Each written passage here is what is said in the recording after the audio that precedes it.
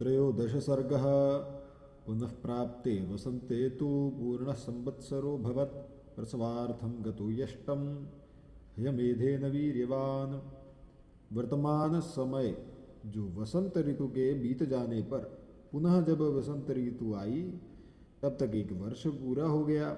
उस समय शक्तिशाली राजा दशरथ संतान के लिए अश्वमेध यज्ञ की दीक्षा लेने के निमित्त वशिष्ठ जी के पास पहुँचे।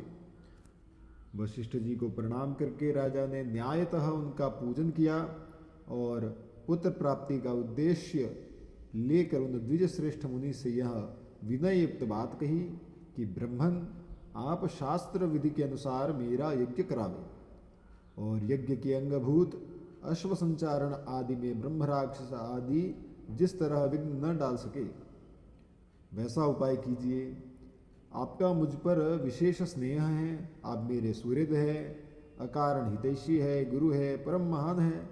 यह जो यज्ञ का भार उपस्थित हुआ है इसके आप ही वहन करते हैं। तब यह सब कहने के बाद वशिष्ठ जी कहते हैं कि नरेश्वर, तुमने जिसके लिए प्रार्थना की है वह सब मैं करूँगा। उसके बाद वशिष्ठ जी ने यज्ञ संबंधी कर्मों में निपुण तथा यज्ञ विषयक शिल्प कर्मों में कुशल परम धर्मात्मा बूढ़े ब्राह्मणों, यज्ञ कर्म समाप्त होने तक उसमें सेवा करने वाले सेवकों, शिल्पकारों, बढ़इयों, भूमि खोदने वाले ज्योतिषियों, कारीगरों, नटों, नर्तकों, विशुद्ध शास्त्रवेत्ताओं तथा बहुश्रुत पुरुषों को बुलाकर इनसे कहा कि तुम लोग महाराज की आज्ञा से यज्ञ कर्म के लिए आवश्यक प्रबंध करो।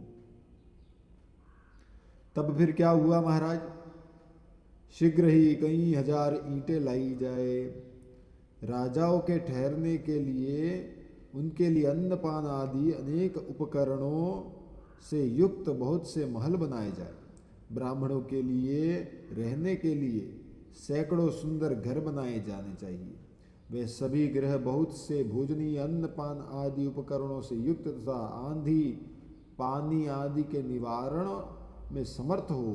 महाराज उस समय भी इतनी अच्छी इंजीनियरिंग होती थी कि आंधी बरसात वगैरह आए तो उन ब्राह्मण को जहाँ निवास दिया गया है तब उनको वहाँ पर कुछ भी नहीं होना चाहिए। इसी तरह पूर्ववासियों के लिए भी विस्तृत मकान बनने चाहिए।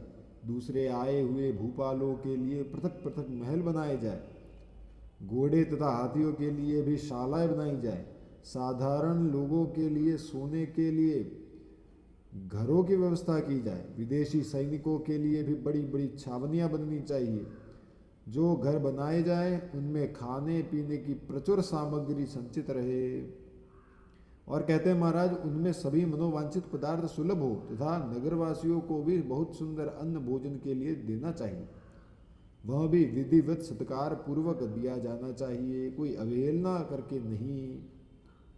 ऐसी व्यवस्था होनी चाहिए जिससे सभी वर्ण के लोग भली भांति सत्कृत हो, सम्मान प्राप्त करे। सभी वर्णों के लोगों की बात की, यहाँ केवल एक वर्ण की बात नहीं है। ब्राह्मण, क्षत्रिय, वैश्य, शूद्र सभी को सत्कृत किया जाए, इस प्रकार सबकी व्यवस्था होनी चाहिए।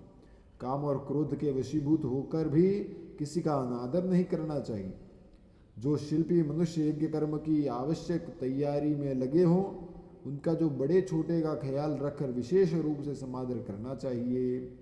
जो सेवक या कारीगर धन और भोजन आदि के द्वारा सम्मानित किए जाते हैं वे सब परिश्रम पूर्वक कार्य करते हैं, उनका किया हुआ सारा कार्य सुंदर ढंग से संपन्न होता है, उनका कोई काम बिगड़ने नहीं पाता। अतः तुम सब लोग प्रसन्न चित्त होकर ऐसा ही करो। तो महाराज ऐसा तो बोल दिया। जब वशिष्ठ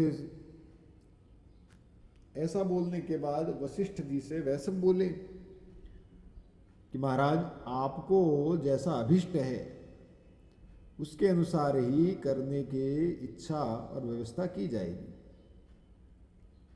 कोई भी काम बिगड़ने नहीं पाएगा। आपने जैसा कहा है हम लोग वैसा ही करेंगे, उसमें कोई त्रुटि नहीं आने देंगे। तदनंतर वशिष्ठ जी सुमंत्र को बुलाकर कहते हैं, इस पृथ्वी पर जो जो धार्मिक राजा, ब्राह्मण, क्षत्रिय, वैश्य और सहस्रो शूद्र हैं, उन सब को इस यज्ञ में आने के लिए निमंत्रित करो। सब देशों के अच्छे लोगों को सत्कार पूर्वक यहाँ ले आओ। मिथिला के स्वामी शूरवीर महाभाग जनक, सत्यवादी नरेश, उनको अपना पुराना संबंधी जानकर तुम स्वयं ही जाकर उन्हें बड़े आदर सत्कार के साथ यहाँ ले आओ। इसलिए पहले तुम्हें यह बात बता देता हूँ। इसी प्रकार काशी के राजा अपने स्नेही मित्र है और सदा प्रिय वचन बोलने वाले हैं। वे सदाचारी तथा देवताओं के तुल्य तेजस्वी है, तो उन्हें भी स्वयं ही जाकर ले आओ। कई कई देश के बूढ़े राजा धर्मात्मा है, वे राजसिंह महाराज दशरथ के श्वशुर है, अतः उन्हें भी पुत्र सहित यहाँ ले आओ। अंग देश के स्वामी महाधनुर्धर राजा रोमपाद हमारे महाराज के मित्र हैं, अतः उन्हें पुत्र सहित यहाँ सत्कार पूर्वक ले आओ। कौशल राज भानुमान को भी सत्कार पूर्वक ले आओ। मागध देश के राजा प्राप्तिज्ञ को, जो शूरवीर है, सर्वशास्त्र विशारद है, परम उदार है तथा पुरुषों में श्रेष्ठ है, उनको भी ले आओ। महाराज की आज्ञा लेकर तुम पूर्व देश के श्रेष्ठ नरेशों को तथा सिंधु सौवीर एवं सुराष्ट्र देव देश के भूपालों को यहाँ आने के लिए निमंत्रण दो। दक्षिण भारत के समस्त नरेशों को भी आमंत्रित करो। इस भूतल पर और भी जो जो नरेश महाराज के प्रति स्नेह रखते हैं, उन सब के सेवकों और सगे संबंधियों सहित यथासंभव शीघ्र बुला लो। महाराज की आज्ञा से बड़भागी दूतों द्वारा इन सब के पास बुलावा भेज दो। वशिष्ठ का यह वचन सुनकर सुमंत्र ने तुरंत ही अच्छे पुरुषों को राजाओं की बुलाहट के लिए जाने का आदेश दे दिया। परम बुद्धिमान धर्मात्मा सुमंत्र वशिष्ठ मुनि की आज्ञा से खास राजाओं को बुलाने के लिए स्वयं ही गए। यज्ञ कर्म की व्यवस्था के लिए जो सेवक नियुक्त किए गए थे, उन सब ने आकर उस समय तक यज्ञ संबंधी जो जो कार्य संपन्न हो गया था, उस सब की सूचना महर्षि वशिष्ठ को दी।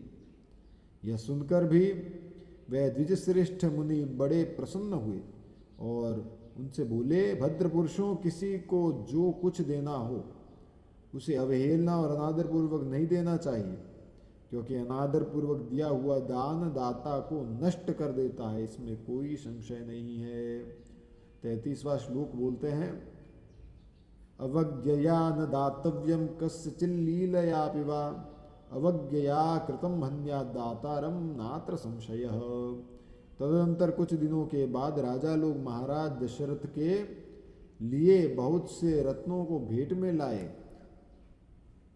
इससे वशिष्ठ जी को बड़ी प्रसन्नता हुई। उन्होंने राजा से कहा, पुरुष सिंह, तुम्हारी आज्ञा से राजा लोग यहाँ आ गए। मैंने भी यथायोग्य उन सबका सत्कार किया है। हमारे कार्यकर्ताओं ने पूर्णतः सावधान रहकर यज्ञ के लिए तैयारी की है। अब तुम भी यज्ञ करने के लिए यज्ञ मंडप समीप चलो। यज्ञ मंडप में सब और सभी वांछनीय वस्तुएं एकत्र कर दी गई है। आप स्वयं चलकर देखें, यह मंडप इतना शीघ्र तैयार हो गया है मानो मन के संकल्प से ही बन गया हो। मुनिवर वशिष्ठ तथा ऋषि श्रृंग दोनों के आदेश से शुभ नक्षत्र वाले दिन को राजा दशरथ यज्ञ के लिए राजभवन से निकले। तत्पश्चात वशिष्ठ आदि सभी श्रेष्ठ द्विजों ने यज्ञ मंडप में जाकर ऋषि श्रृंग को आगे करके शास्त्रोक्त विधि के अनुसार यज्ञ कर्म का आरंभ किया। पत्नियों सहित श्रीमान अवध नरेश ने यज्ञ की दीक्षा ली। इत्यार्षे श्रीमद् रामायणे वाल्मीकिये आदि काव्ये बालकांडे 13 सर्गः। श्री राम जय जय राम।